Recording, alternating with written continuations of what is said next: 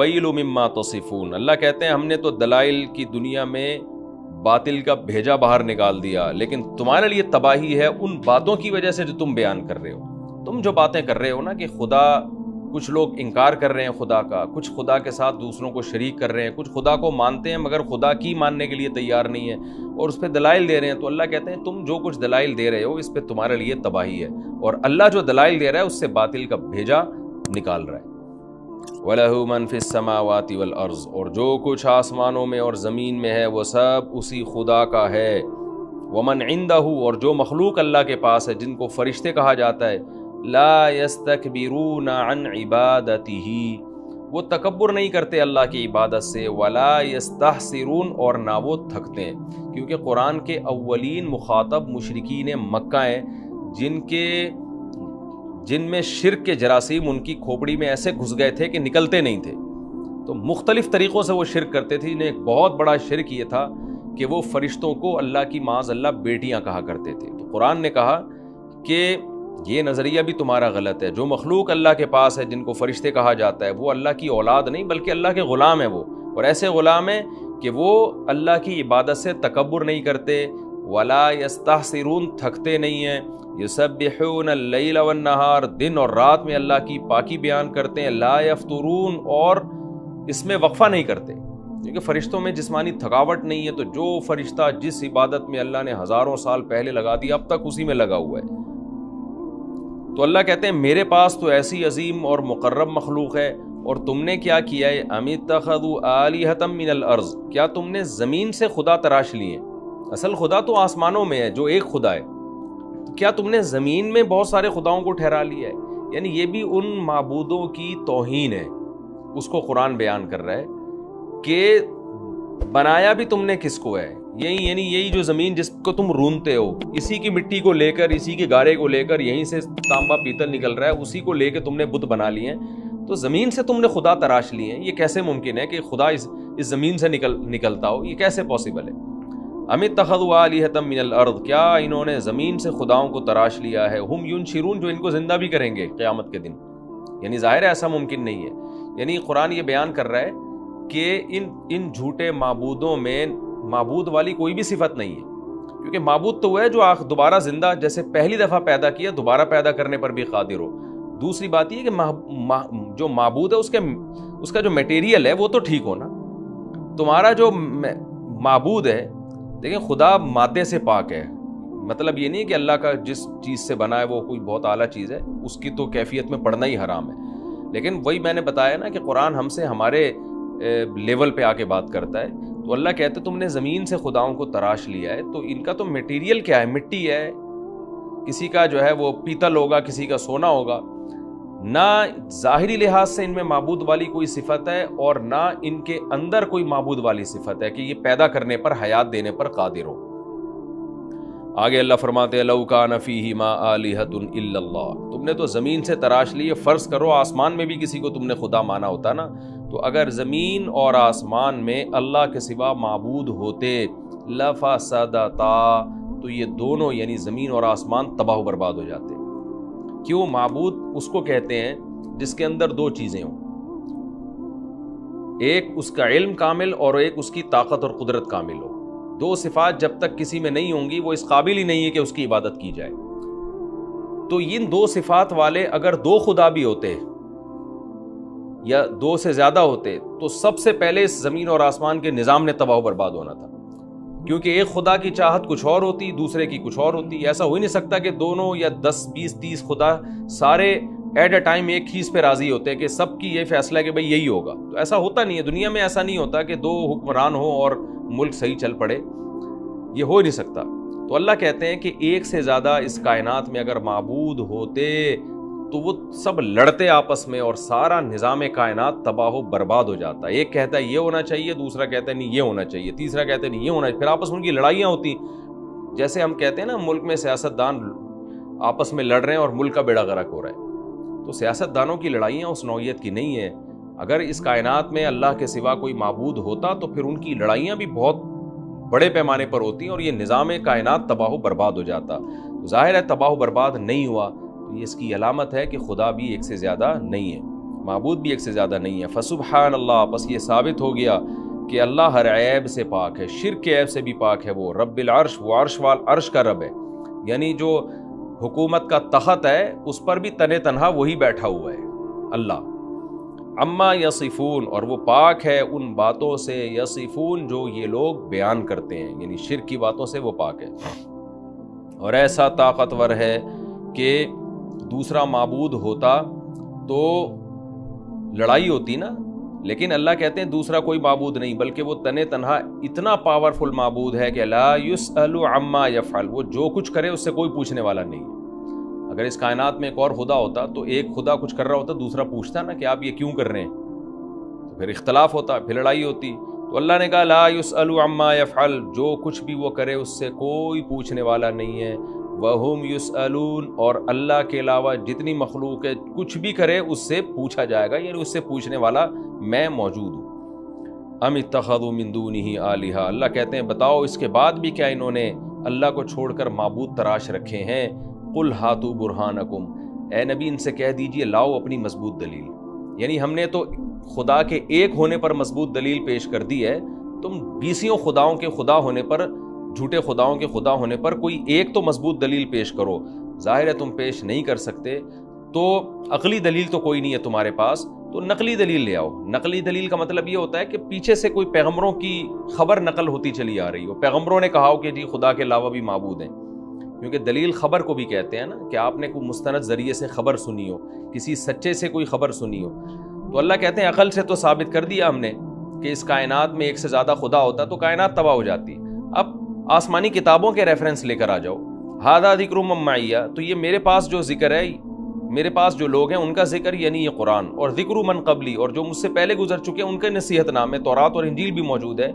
ان میں کہیں دکھا دو کہ اللہ کے علاوہ بھی کوئی معبود ہے. تو اللہ کہتے ہیں نہیں یہ لا سکتے. بل اکثرهم لا يعلمون الحق، ان میں سے اکثر لوگ حق کو جانتے نہیں ہیں. فہم معرضون، پس وہ لوگ اعراض کر رہے ہیں. یہاں جاننے سے مراد یہ ہے کہ جہالت میں، ہٹ دھرمی میں حق کو جاننے کی کوشش ہی نہیں کرتے، اس وجہ سے جاہل ہیں.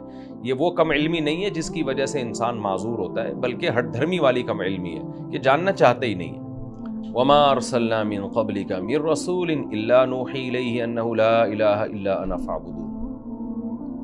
تو اللہ کہتے ہیں پچھلی آسمانی کتابیں دیکھو، اس میں بھی توحید ہی کا مضمون ہے. اسی بات کو اللہ نے اپنے کلام میں بیان کیا کہ ہم نے آپ سے پہلے کوئی بھی رسول ایسا نہیں ہے جو بھیجا ہو الا نوحی الیہ، مگر ہم نے ان کو وحی کی انہ لا الہ الا انا، کہ بے شک لا الہ الا انا، کہ میرے سوا کوئی عبادت کے لائق نہیں ہے. فاعبدون، پس میری ہی عبادت کرو. یعنی اللہ کہتے ہیں کہ مشرکین کے پاس عقل سے تو کوئی دلیل موجود نہیں ہے، پچھلی آسمانی کتابوں کے بھی ریفرنس نہیں ہے، کیونکہ یہ مضمون تو اتنا پکا ہے توحید کا کہ ہر پیغمبر آدم سے لے کے محمد صلی اللہ علیہ وسلم تک جتنے پیغمبر آئے، یہ چیز تو سب میں کامن تھی. سب سے زیادہ فوکس ہی اسی کو کیا انہوں نے کہ میرے سوا کوئی عبادت کے لائق نہیں ہے، اللہ کے سوا کوئی عبادت کے لائق نہیں ہے. جب عبادت کے لائق نہیں ہے تو پھر پریکٹیکلی بھی عبادت اسی کی کرنی ہے، صرف نظریاتی حد تک نہیں کہ ہم مانتے ہیں خدا ہے. کیونکہ مشرکین جب پھنستے تھے نا تو آ کے کہتے تھے اللہ تو ایک ہی ہے. پھر آج بھی مشرک جو ہیں وہ کیا کہتے ہیں، بھگوان ایک ہے. جیسے ہندو بھی کہتے ہیں بھگوان ایک ہے جو آسمانوں پہ، اصل تو وہی ہے. جب اصل وہی ہے تو پھر ان کے سامنے کیوں جھک رہے ہو بھائی تم؟ پھر وہ تعویلات شروع کر دیتے ہیں کہ جی یوں ہے تو فلانا ہے. عیسائیوں سے جب پوچھو تو کہتے ہیں خدا ایک ہی ہے. پھر جب خدا ایک ہے تو عیسیٰ ابن مریم سے مدد کیوں مانگتے ہو؟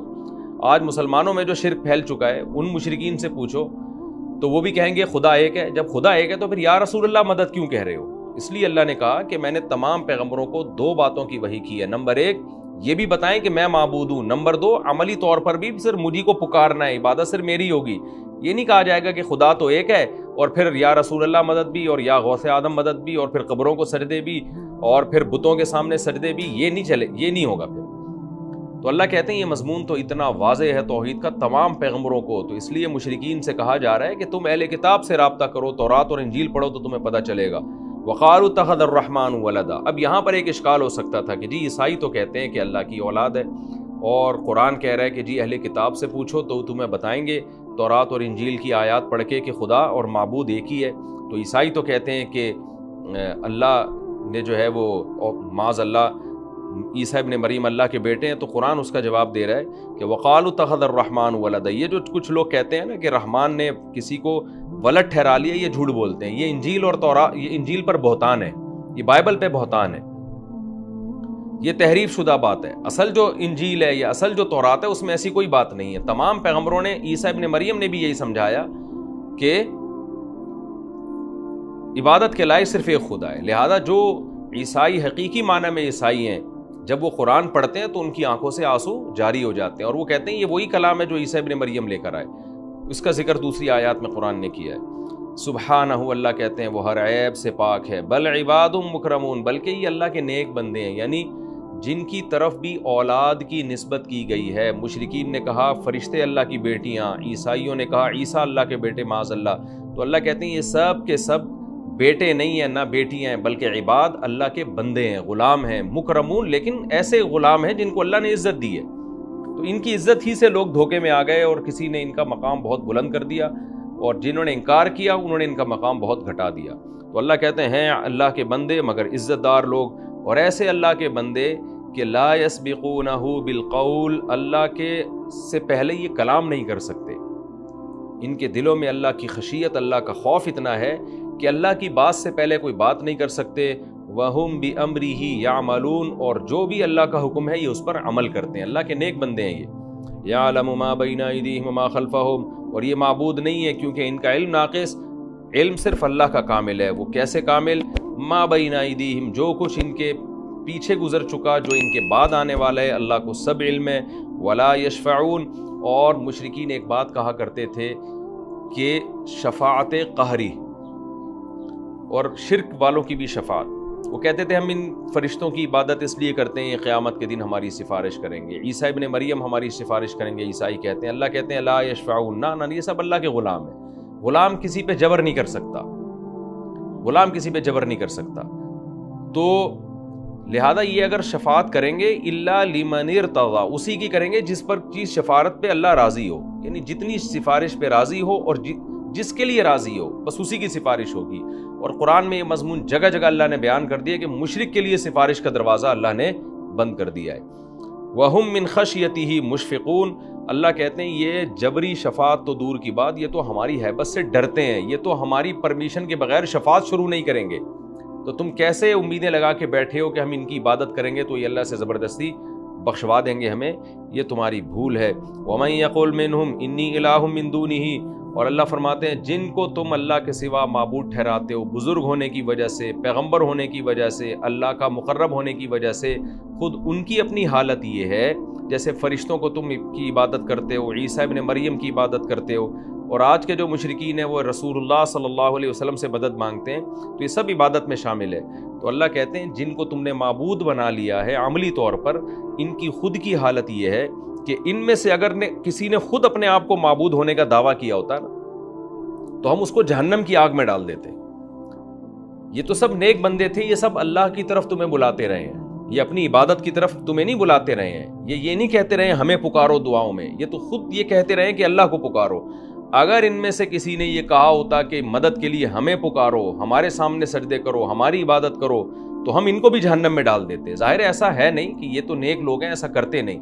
تو قرآن ہمیں سمجھانے کے لیے بتا رہا ہے کہ میں نے جس کو نمائندہ بنا کے دنیا میں بھیجا تاکہ لوگوں کو مجھ سے ملائے، وہ اگر لوگوں کو اپنی ہی طرف بلانا شروع کر دے تو میں ان کو جہنم میں ڈال دیتا. یعنی یہ مضمون اتنا واضح ہے. یہ بالکل ایسے جیسے کسی ملک کا کوئی سفیر آیا ہو اور بجائے ملک کا پیغام لے کے ملک کی بات پہنچانے کے اپنی طرف لوگوں کو اپنا ایک نئی ریاست بنانا شروع کر دے. تو آپ سوچیں کہ اس سفیر کے ساتھ کیا سزا دی جائے گی اس کو. تو اللہ نے کہا یہ فرشتے بھی ہمارے سفیر ہیں اور پیغمبر بھی ہمارے سفیر ہیں. ان کا کام یہ تھا کہ یہ انسانوں کی اور مخلوق کی عبادت سے نکال کے خدا کی عبادت کی طرف لے کر آئیں. تو اگر یہ لوگ اس پیغام میں سستی کرتے یا اس پیغام کو چینج کر کے لوگوں کو اپنی عبادت کی طرف لے کر آتے، لوگوں سے کہتے یا رسول اللہ مدد کہا کرو، یا عیسیٰ ابن مریم مدد کہا کرو، اور فلاں فرشتوں سے دعائیں مانگا کرو، تو اللہ کہتے ہیں فذالک، تو یہ ایسا شخص ہوتا کہ نجزیہ جہنم، ہم اس کو جہنم میں ڈال دیتے. یہ ہمارا سفیر نہیں ہو سکتا تھا پھر.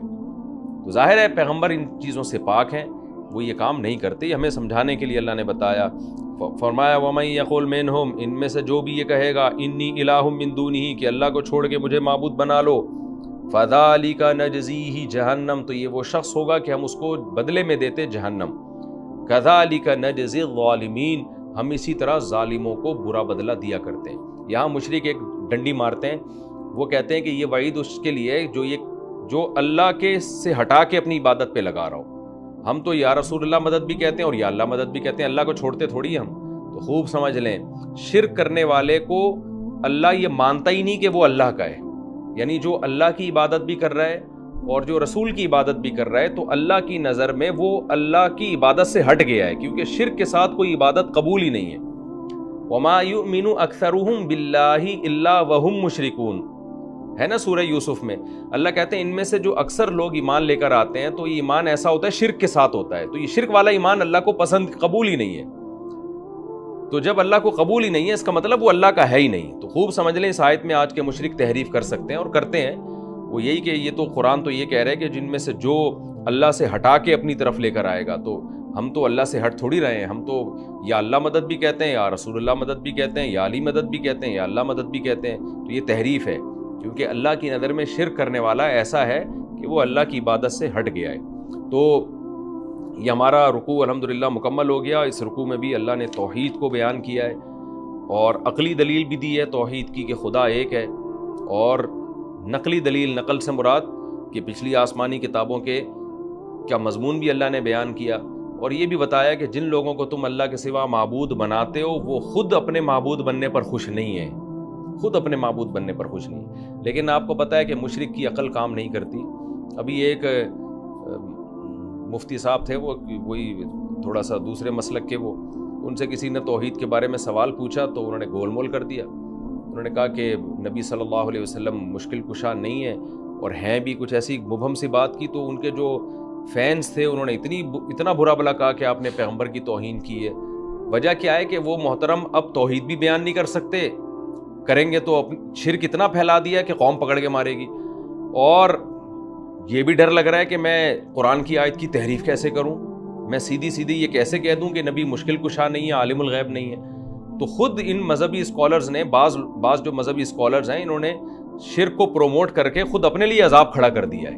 اب نہ یہ توحید بیان کر سکتے، ان کی اپنی قوم ان کو نہیں چھوڑے گی، اور اب مجبور ہو گئے ہیں شرکی بیان کریں یہ بیٹھ کے۔ اور اب چونکہ جو سوشل میڈیا اتنا کھل چکا ہے نا کہ اب قرآن کی تفسیر اور درس قرآن کی جو دروس ہیں، ڈاکٹر اسرار احمد رحمۃ اللہ علیہ کے دروس کتنے الحمدللہ مقبول ہوئے، تو توحید کو اتنا زیادہ الحمدللہ سوشل میڈیا پہ ایکسپلین الحمدللہ کیا جا چکا ہے، ڈاکٹر ذاکر نائک کی طرف سے بھی اور بھی بہت سارے علماء کی طرف سے اتنے واعظ اور نصیحت ہیں کہ اب یہ جو مذہبی اسکالر جو شرک کو پھیلا رہے ہیں اب ان کے لیے بڑی مشکلات کھڑی ہو گئی۔